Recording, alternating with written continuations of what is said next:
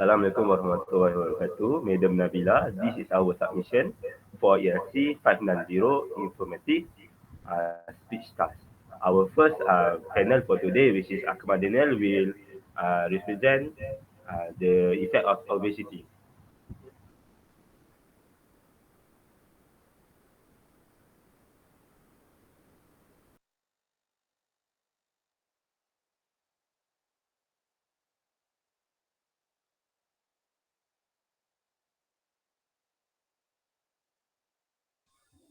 Assalamualaikum warahmatullahi Assalamualaikum warahmatullahi wabarakatuh. My name is Aqmar Danial bin Syamsul Azhar. Today I would like to talk about the effect of obesity on human body. So first of all, what is obesity? Obesity and overweight are defined as abnormal or excessive fat accumulation that present a risk to health. A BMI over 25 is considered overweight and over 30 is considered obese. The issue of obesity is nothing new in Malaysia or in the world for that matter. According to the World Health Organization (WHO), obesity has been a global public health concern since 1975. The concern is understandable as obesity not only increases the risk of contracting various chronic disease but also puts a strain on the finance of government in terms of healthcare allocation. In this page, shown a statistic study for obesity and overweight prevalence among adults in Malaysia from 2 decades ago, which is 1996 until 2015. This study was made by National Health and Morbidity Survey, NHMS in short, was conducted by Ministry of Health, showed that there is an increasing trend in weight problem among Malaysian adults. Obesity prevalence increased from 4% in 1996 to 17% in 2015, and there is no sign that this prevalence is decreasing at all. To the next page. On this demographic, the National Health and Mobility Survey in 2019 finds that 15.1% of adults in Malaysia were either overweight or obese. 30.4% were overweight and 19.7% are obese. In comparison, Malaysia's overweight and obese rate stood at 29.4% and 17%, and this percentage are just from adults. In 2019 also, revealed that the overweight and obesity level were particularly high among women especially, 54.7%, and thus in the 50 to 59 age of group were 60.9%. From here we can see that most obese people are old people. Other than that, the data revealed that 29.8% of children aged between 5 and 17 had excess weight, with 40.8% classified as obese. The hike in the obesity rate among children over the past decade is rather alarming, as there has been a threefold increase since 2011, when the percentage of obese children stood at only 3.9%. The figures are grim in Malaysia too. According to the World Population Review 2019, Malaysia has the highest prevalence of obesity among adults in Southeast Asia at 15.6%, followed by Brunei 14.1%, Thailand 10%, and Indonesia 6.9%. In a report issued in February 2020, WHO said obesity has reached epidemic proportions globally, with at least 2.8 million people dying each year as a result of being overweight or obese. The next page. Here we look at what everyone's know that obesity can lead to many kind of chronic disease such as diabetes, increased blood pressure, stroke, heart disease, but that's not all. Studies have found that excess weight can be linked to many other internal health issues too. For example, here is depression. The study shows that 55% higher in risk of depression among obese people. People who deal with overweight and obesity may also subject of weight bias or body shaming, stigma from the others.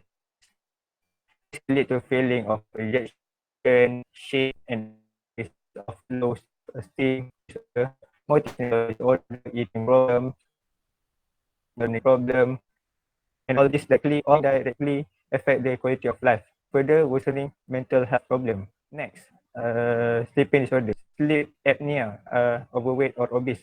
What is sleep apnea? Sleep apnea is a breathing disorder that causes the sleeper to stop breathing for a brief moment while sleeping.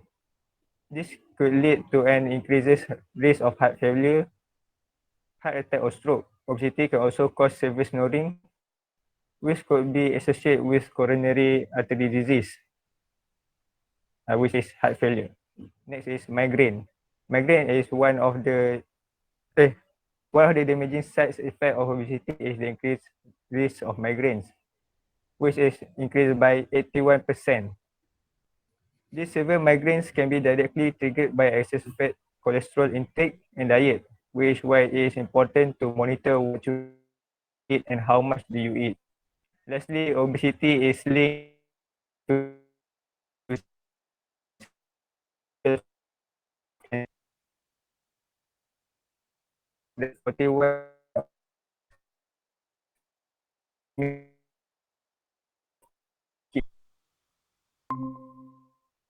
In conclusion, being overweight or obese can have a serious impact on health. Carrying extra fat could lead to serious health consequences. What is not widely known is that the risk of health problems start when someone is only very slightly overweight, and that the likelihood of problem increase as someone become more and more overweight. Many of these conditions cause long-term suffering for individuals and families. In addition, the cost for the healthcare system can be extremely high. But the good news is that overweight and obesity are largely preventable. The key to success is to achieve an energy balance between calories consumed on one hand and calories used on the other hand. What I mean by that is eat healthy food and do exercise regularly. That's all from me. Thank you.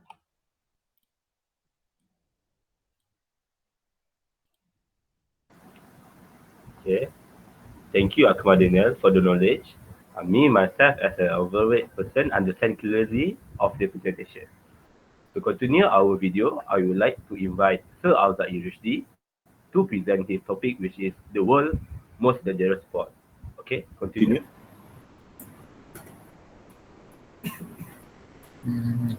Wait. It's clear? Yeah, we can hear you, yes.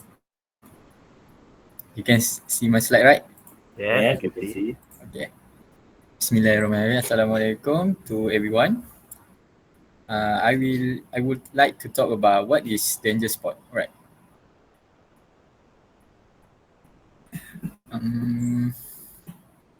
Okay. Sport. Everyone play sport, right? I believe there's not even a single person in this room who had sport. Come on, guys. There must be one favorite sport that you either like to play or watch, right? But hey, hold on. Did you know that sport are not all fun? It's not always sunshine and rainbow top. Did you know that? Okay, listen to me first. Let me tell you why, how, what, and where the sunshine and rainbows in sport got a reality check. According to Stanford Children's Health, about 30 million children and teens participate in some form of organized sports, and more than 3.5 million injuries each year, which cause some loss of time of participation and experienced by most students who play sport throughout their elementary and high school years. Hi, my name is AUZAIE from AS243. Today I will be talking about the relationship between the most dangerous high school sports and the catastrophic injuries in high school sport.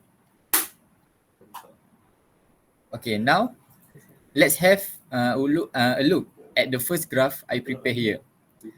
The creator of this graph wanted to emphasize the dangerousness of sport play by this student. especially among school student hints, the bar chart above display the number of thousand athletes who were exposed to sporting injuries. According to Ronald Bryan, 2015, sport exposure is defined as one athlete engaging in one practice, competition, and performance that needed the attention of a physician or sport trainer, and that keep the athlete off the field for at least one day. When compared to football, soccer, and even volleyball, it can be observed that football has the greatest ratio and volume in rating the dangers of its activity, ensuring is in the bottom third of the list. The fact that the sport was split by gender, both girl and boy sports made it into the top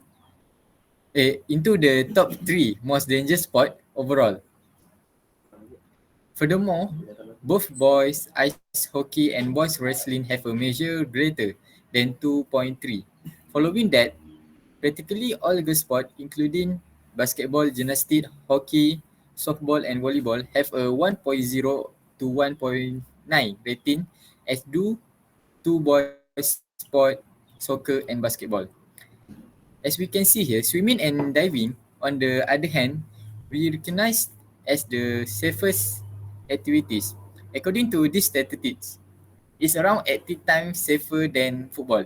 But only based upon this data, it is undeniable that certain sports are more harmful than others. Physical sports such as football might be predicted to result in more injuries and passive activities such as swimming. However, all sports include the risk of injury, whether contact with other participants or from excess or mistreatment of a bodily part. Okay. Now, moving on to the next graph. This graph shows great precision in its result regarding catastrophic injuries in high school sport.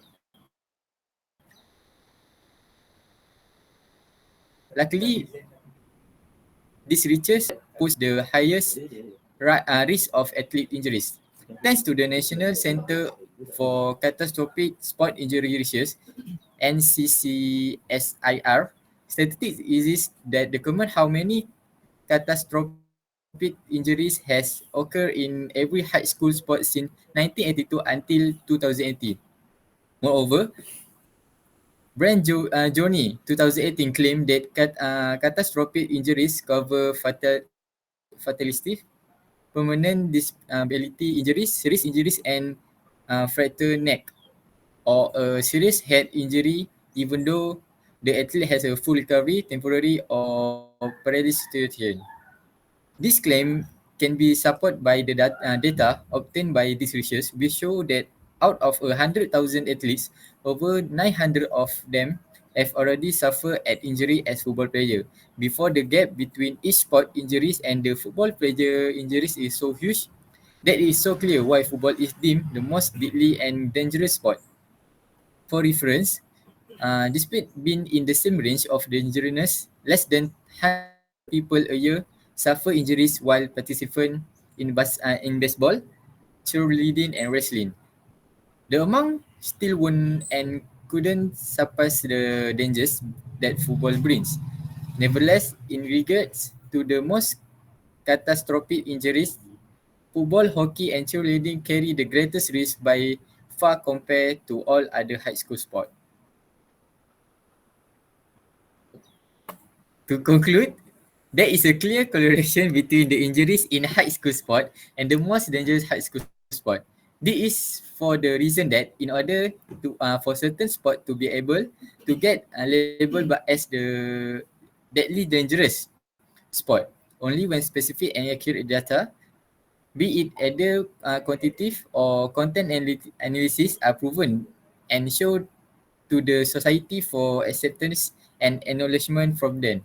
A football, hockey, or cheerleading participant, for example, has a 7 times greater likelihood of suffering a catastrophic accident than a baseball player and a 35 times greater chance of experience such as injury than a basketball player. Furthermore, in both graph 1 and 2, as we can see, it is clear that football and hockey stand out from the data.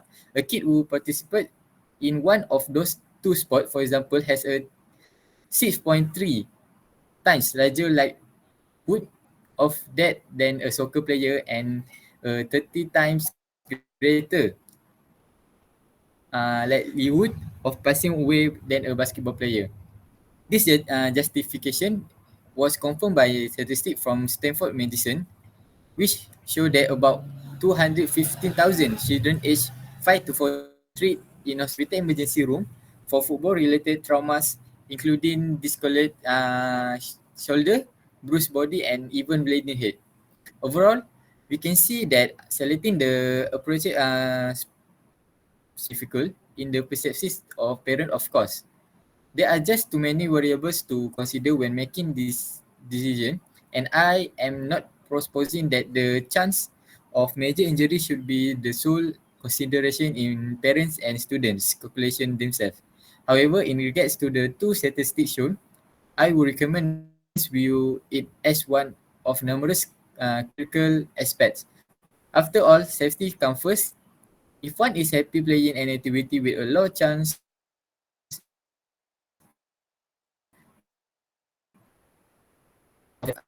catastrophic of deadly harm, such as baseball, basketball, swimming, golf, and skiing. Perhaps encourage children indoor activities and what's idea. You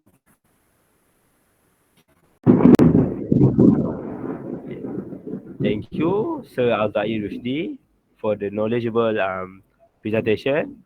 Next, I would like to invite another members of my team, which is ZIKRI, to present his topic, which is importance of sleep. ZIKRI, you can proceed with your presentation.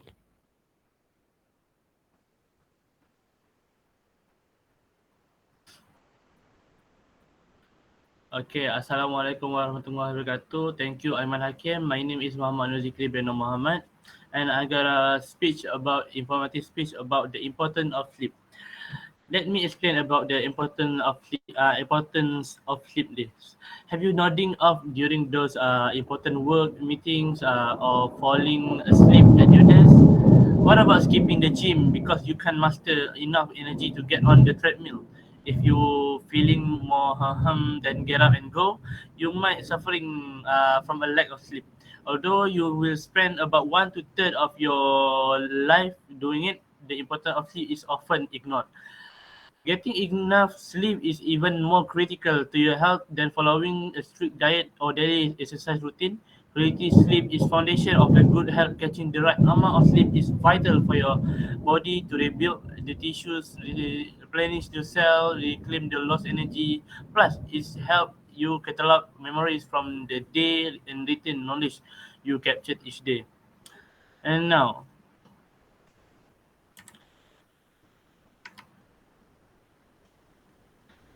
why do we need sleep? The human body regulates sleep the same way that it regulates eating, drinking, and breathing. While there are many theories out there that attempt to examine the biological reasoning behind the human needs for sleep, there is no single hypothesis that definitively provides a scientifically proven verdict. Next, we're gonna see about who getting the most sleep in this world. Getting 7 to 9 hours sleep is essential for our body, for our physical and mental well-being. As the World Sleep Day is celebrated on the March 18 this year, let's take a look about the countries which are getting the most sleep in on average. As you can see this data, if you live in Netherlands or New Zealand, you probably manage to get slightly more than 8 hours per night according to a study published in journal Science Advance. However, if you live in Japan or Singapore, you probably sleep about half hour less than 8 hours. While that might not seem like much, the study claims is even a half hours of left sleep can have a detrimental effect on your health over time. The sleeping gap between countries is more likely due to cultural and social factor. Next, I, next is about I gotta talk about how much sleep do we need. As we can see here, um, knowing that we spend about 1/3 of our sleep, our 1/3 of our life to sleep, you likely wondering, how much sleep do we need? The perfect amount is of sleep is vary by age and by person. The average adult needs between 7 to 9 hours of sleep to allow the brain and body to repair the restore overnight. For teens, children, and babies, the recommended hours of sleep per day increases. Check out the chart beside this to determine how much sleep is suggested for your age. Next is what happens when we don't get enough sleep. If you're wondering just how crucial the importance of sleep is on your body, check out some of the health problems associated with poor sleep. The first one is heighten the risk of diabetes. The human body's natural reaction to sleep deprivation can sometimes resemble insulin resistance. The second one is heighten the risk of high blood pressure. Prolonged lack of sleep could impair the body's ability to regulate stress hormones and lead to the high blood pressure. The number three is impaired memory cognition. Many studies shows that by getting only 5 hours of sleep a night, you can adversely affect your brain ability to remember important information. Number four is stunt concentration and problem solving skill. Though these were related to the shift work and less associated with the sleep deprivation, it still shows that general sleeplessness leads to a poor performance and significantly decreased ability to concentrate, problem solve. Number five is a weakened immune system. This can cause you to get sick more often and suffer through slower recovery time when you do. Number six is heighten the risk of heart disease. Over time, this can lead to elevated blood pressure during the day and the greater risk of cardiovascular issues down the road. Last one is risk for weight gain. And the last one is heighten the risk for weight gain. According to the National Institute of Health, short sleepers on average consume 500 more calories a day than people of the same age who slept 7 hours each night.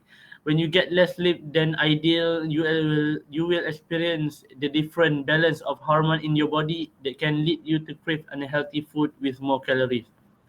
So next is what are the benefit of the good sleep? The first number one is improve physical health. Where you sleep, your body is taking time to rest, recover, rebuild, so it can perform at its peak on the next day by healing damaged cells, boosting your immune system, and recharge your cardiovascular system. Your body gets the rebuild to it need to wake up feeling revived and alert for your daily activities. Number two is improve weight control. The loss of sleep can affect the function of region of the brain known the hypothalamus, which regulates appetite and energy release of energy. When the body is well rested, your hormone remains balanced and your appetite naturally controlled. With that, your temptation for unhealthy food tends to go away as well. Number three is boosted emotional well-being. According to the Harvard Medical School study, taking necessary steps to ensure adequate and consistent sleep will lead to improved mood and healthier emotional well-being. Number four is sharpen recall and cognition.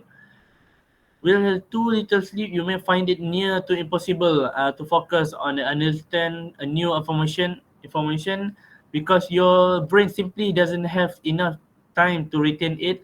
With more regular sleep, you can sharpen your brain ability to learn and preserve information. And the last one is heightened productivity. Although it can be difficult to balance a busy job and demanding sleep schedule, doing so can allow you to reap the following benefit like improve concentration, increase ability to refocus, and lower feeling of a burnout. Okay, for wrapping up, beyond the importance of sleep and benefit of good sleep health, there are myriad of reasons why you should invest in your sleep schedule and perfect your sleep hygiene. Sweet slumber is one of the life necessities, helping our bodies grow, repair tissue, replenish cells, retain and catalog memories, and learning and restore energy. Something is vitally important to your overall health and longevity. It's nothing to take lightly. Get to sleep early and often. Happy snoozing. Thank you, Nuzikri, for the a very informative speech about the importance of sleep in our life. Next, I would like to invite Sir Muhammad Faris Danish from Terengganu to present his speech, which is about the harmful of foods. Okay.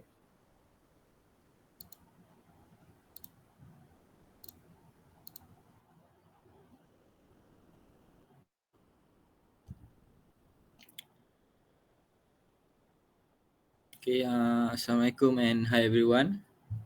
My name is Faris Danish and my presentation is about the harmful effects of fast food. Okay, first of all, fast food is for me it's the best delicious that we take every day, almost every day, because the fast food is the best selling food nowadays and also has attracted people because it is one of the delicious and instant food. So, fast food was created as a commercial strategy to be placed for numbers of peoples, travelers, and wage works. And many fast food contains a lot of calories, sugars, salt, and fat. So fast food has been linked to increase a risk of cardiovascular disease, cholesterol, um, and high risk for cancer, obesity, and insulin resistance. So fast food has been linked to increase a lot of effects that make people uh, almost as in our country as usual, commonly obesity, cancer, and high cholesterol. So fast food very familiar because they have their bad effects to ourselves. The first effect that common nowadays to our people is cholesterol level could be skyrocket. It is because fast food serve derived from animal products that deep fried, surface cheese, and high fat sauce. This high fat contents will lead to high cholesterol, and that's why we should avoid from taking fast food. So as we can see that the between the fast food and clean food, the healthy foods refers to the whole lot of fresh and natural products such as fruits, vegetables, and whole grains that a good fats that deliver to your body. So some of healthy foods includes apple, greens, carrots, and orange, uh, and olive oil to mention few. So for junk food, it's a highly processed food and that is made up of empty calories foods loaded with a saturated fat, sugar, and devoid of nutrients, which neither helps to the body nature, focus, and perform vital function all through the day. Uh, it includes packaged food product like chips, cookies, pastries, soda, ice cream, and the list fast food items on the restaurant's menus like pizza, burgers, and French fries. So this kind of fast food will give a lot of effect for us. So the second effect that very familiar to us is obesity. So obesity is the same effect to the cholesterol, but it will affect your body. Obesity is all about how much that consume in every meal that you have take it. High calorie intake will lead to obesity, which put you to the chronic disease. So high calorie intake will lead this disease. So okay, for example, some people are taking this fast food, uh, eat without any exercise in your daily routine and being so lazy that makes you become obesity. So obesity is one of the worst thing that happen to everyone, and when it's happened to you, it will make you hard to have a good physical back. Okay. Moreover,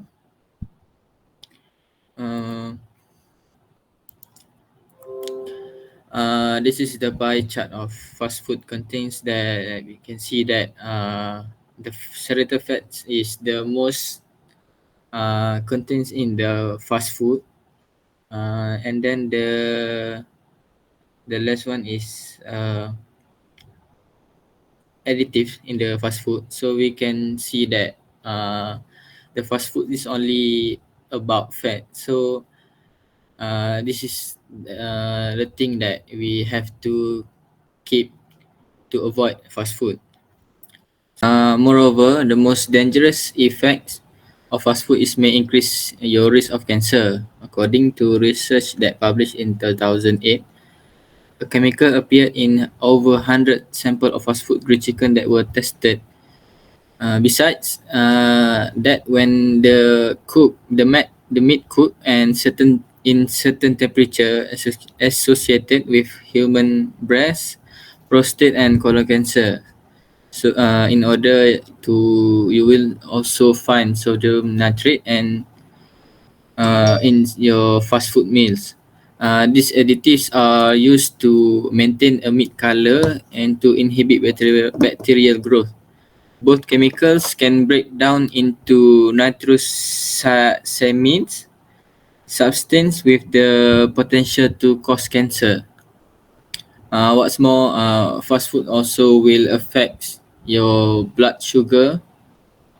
Your blood sugar will level will increase. We can see that blood sugar level among the people increase year by year as you consume white flour in the base foods such as a bun from a burger or french fries with your sandwich.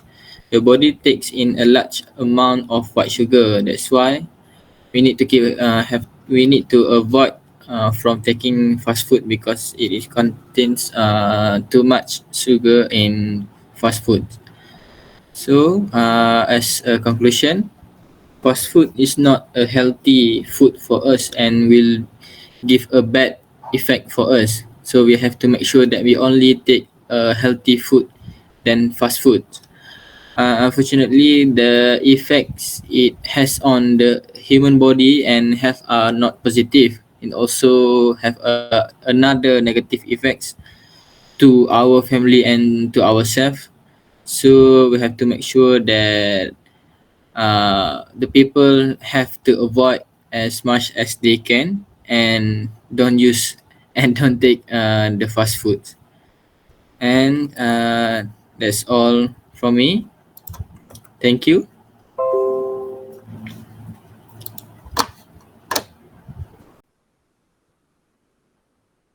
Ah, okay, thank you, Sir Muhammad Faris Danish, for a very meaningful and knowledgeable informative speech. Next, I would like to invite the last student from this very group, which is myself, Muhammad Aiman Kim Begam Rahman, to present my topic, which is the effect of divorce to children.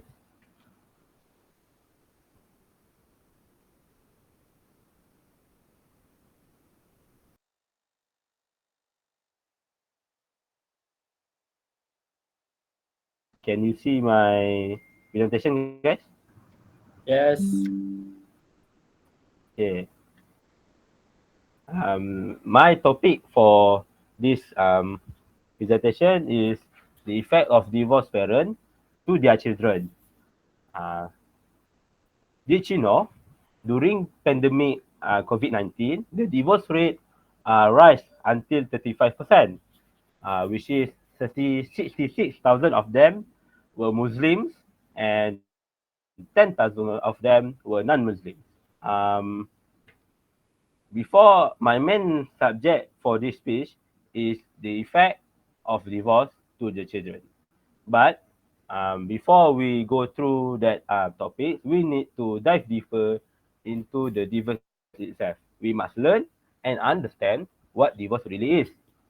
Divorce is the legal dissolution of a marriage whereby a couple are no longer legally bound to one another, which is they are separated by nature. I'm sure all of us wanted or will get married at some point in our life. That's why we as a human need to learn the factors of divorce and the effect of divorce to the children so that we can learn from it and did not make the same mistake as them. So we look at the graph and we will see the number of divorces in Malaysia keep rising from time to time. As you can see, the difference between 2019 and 2020 is not that much. But keep in mind that in 2020, there are almost none people were married in that phases because of the MCO. Uh, and you can see the table below. This is recorded on March until August 2021. The number of divorces were much higher from the average number of marriage in that year alone. Okay, next we will see at why couples why couples tend to choose divorces before anything else. In the first, as you can see from the graph, in first place is incapability. For example, you and your spouse have different beliefs or passion, which is, see, another person loves to save money, but another person loves to spend money. Is not in bad way, which is in the good way. I think in spend on house, on trips. The At the second place is adultery. Adultery means cheating. Husband caught wife cheating with another man. Wife caught husband cheating with another woman. The betrayal of trust causing a break in a bond of a marriage. The third place is irresponsible husband. This can be in a subject which the husband denied responsibility to the family to provide food, to provide shelter, money for education for the children, and the most scariest part, which is domestic abuse. The husband abused the spouse, abuse children. Next, next place, which is involvement from in-laws. This is another hot topic in Malay culture. The mother-in-law always ask, when to have kids, when to go to holiday. The bad relationship with in-laws can cause divorce also. The next one is financial problem. Okay, this is quite uh, quite predictable lah. With because the family did not have enough money to support the family, so they need to go separate ways to find another job or something else. Okay, and the last one is other reason, other personal reason lah. Okay, next, now we will dive deeper into the effect of divorce parents to the children. Okay, usually we use knowledge to find the effects. But for my topic, I would like to ask the children itself on how they feel. And the first at first place, they noticed some changes in themselves. They thought they will be different person if the parents not divorced. If the parents are still together, they will be a happier person. They will be not the person they are now. And the second place, my life will be different if his or her parents still together. For example, uh, their life will be more happy, uh, will be rich because not only one of his parents support them. The next one, there doesn't have any father figure in the family.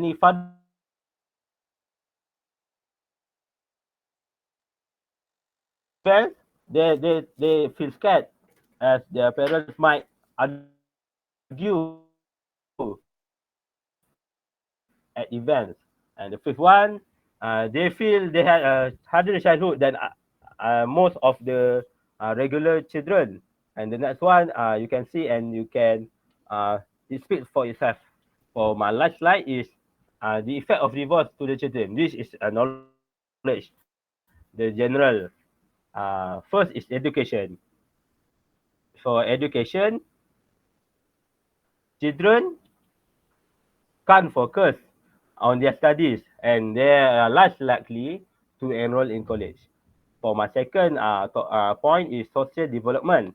Children have a hard time gaining and controlling their own intimate relationship.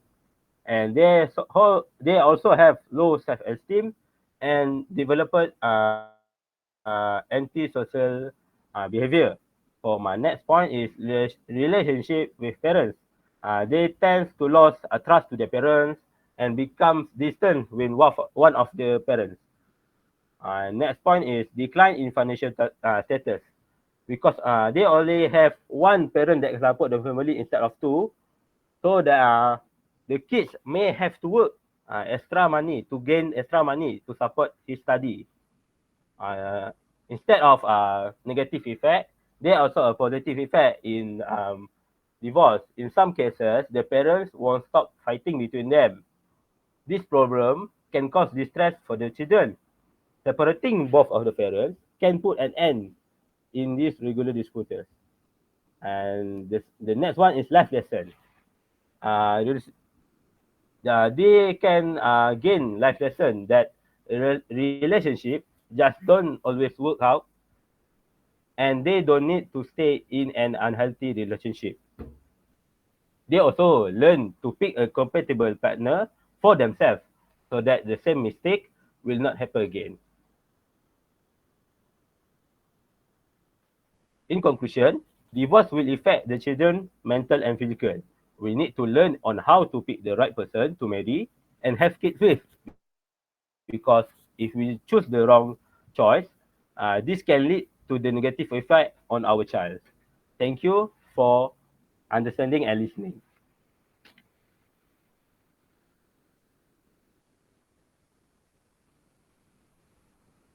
Okay, that's all for our for today video.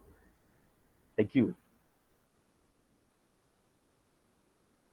Thank you. Thank you.